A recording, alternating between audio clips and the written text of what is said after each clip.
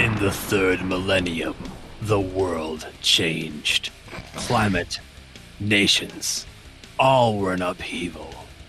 The earth transformed into a poisonous, scorched desert known as the Cursed Earth. Millions of people crowded into a few megacities where roving bands of street savages created violence the justice system could not control. Law as we know it collapsed. From the decay arose a new order, a society ruled by a new elite force.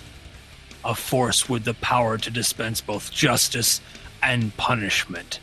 They were the police, jury, and executioner all in one. They were the judges. Wow. In the future, Nick, one man is the law. And it's Throw down Sylvester your Stallone, weapons baby. and prepare to be judged, motherfuckers, because it's time to talk 1995's Judge Dredd. Now, it will probably come up at some point during the review, but we're not really going to talk too much about the 2012 Dredd 3D film with Carl Urban, which I am not a fan of. Justin is a fan of it. I'm a fan of it, but I'm going to say it right now.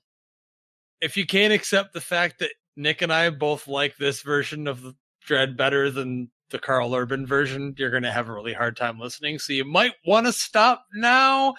I like both, but I mean, I like what they tried to do. I like what they tried to do with the Urban version, but it was a micro-budget movie, and you can't make a micro-budget movie in a Judge Dredd universe. It's too big of a universe to explore. And I'm not even saying Stallone's version does it perfectly either, because it leaves some things to be desired for sure, but it's just, I mean, it literally, like, if you remove Judge Dredd from that movie, it's like nothing fundamentally changes about the 2012 movie. It's still the same movie. I believe they called that movie The Raid. I've never seen The Raid, but I'm told it's almost exactly the same. Not that they stole the idea, because they were both, written at different, pretty much the same time, and they were both in production at pretty much the same time, or whatever the case may be. But it's like the Judge Dredd element of that movie, like, you could remove it and the movie doesn't change. You can't, however, remove the Judge Dredd element from the 1985 movie.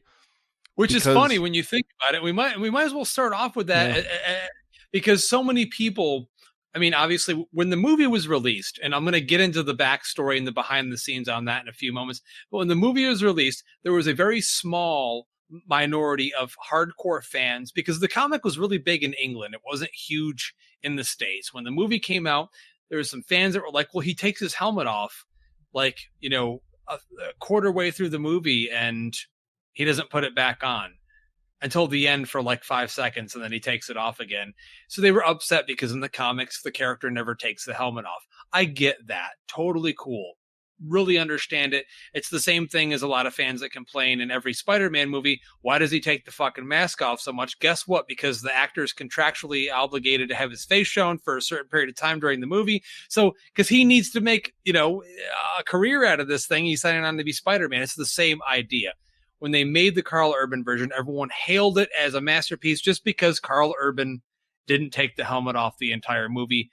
Totally different things here. We had a movie made with a gigantic fucking blockbuster action hero of the 90s and 80s, which is Sylvester Stallone, compared to a low-budget movie made with, which we all love. No one in the world can hate Carl Urban for any reason. He's so fucking awesome. And he's a great Dredd in that movie. But it's two completely different things. You know what I'm saying? So when this movie set out to be made, Nick, the interesting thing about it is that it was being made based on a comic book character, a very not very well known comic book character in 1995. This came out only a few weeks after Batman Forever crushed and fucking destroyed the box office. All you motherfuckers were going to McDonald's to get your Big Mac and grab your Riddler crystal glass, and you were all listening to Seal Kiss from a Rose on your radio every single day. Batman ruled the box office that entire summer. So I don't know if the studio at the time this was Synergy actually thought about that. Like, oh, we're going to release a comic book movie and market it and release it literally 2 weeks after a new Batman movie comes out. But it was not destined to be successful, if you will. But the backstory of this movie is interesting because the original concept was to create an action adventure / comedy fun movie blockbuster, PG-13. Now we know, Nick, as we're sitting down to talk about this movie, that ain't the movie we got. And huge backstory on the trials and tribulations this film went through just to get the R rating that it did get. Now, before we go into the behind the scenes, the backstory, what this movie's about, and dig in deep, as we always do, this is customary on the Epic Film Guys podcast. Nick, do you remember the first time you saw Judge Dredd? Oh my Lord!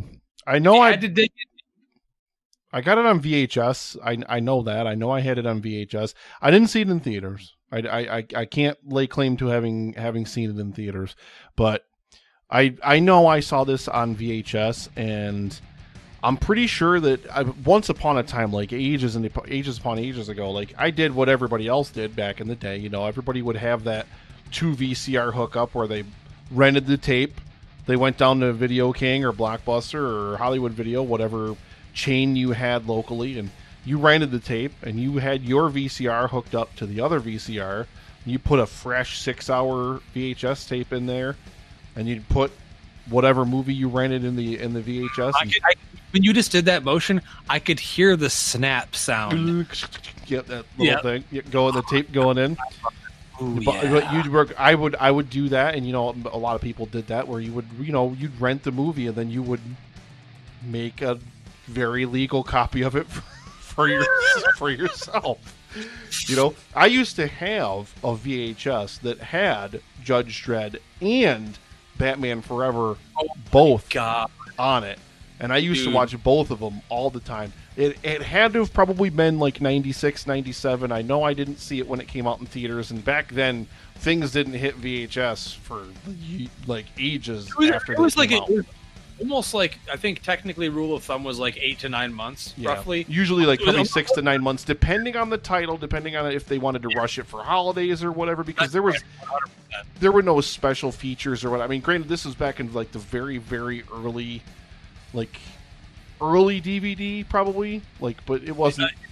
DVD was the late 90s. Yeah, so probably even a little bit pre-DVD. So, I mean, nobody was like rushing probably to get this thing out versus like a Batman Forever, which definitely probably was on store shelves by Christmas. I think it was anyway.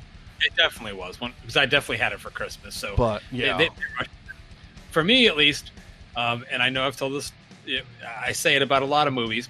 I saw this movie, Nick, in the same theater that you watch movies in now when you go to the theater when they're open. It was AMC Lowe's Vestal, and I did not pay for a ticket to see Judge Dredd. I paid for a ticket to see something else because Judge Dredd was rated R. And at that time, I remember, like, kids these days, they don't know the struggle of trying to get into an R-rated movie. I remember trying to get in. Nope. ID. It was like back like when you were trying to buy a fucking Rage Against the Machine album or something. Oh, parental advisory on there? ID. They wouldn't let you in. They wouldn't let you buy it. So I actually paid for a ticket for something else and snuck in. And I watched Judge Dredd within the first week of its release in a totally empty theater.